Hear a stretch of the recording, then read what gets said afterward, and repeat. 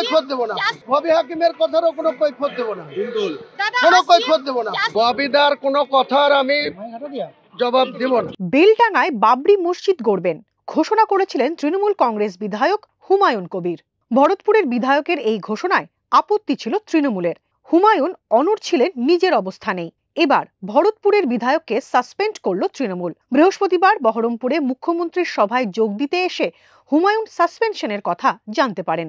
হুমায়ুন আমাদের যে শৃঙ্খলা রক্ষা কমিটি এর আগে 3 বার আমরা ওনাকে সতর্ক করেছিলাম, এখন আবার উনি এইটা করছেন। আমরা পার্টির ঊর্ধ্বতম নেতৃত্বের মতামত নিয়ে আমরা হুমায়ুন কবিরকে সাসপেন্ড করছি।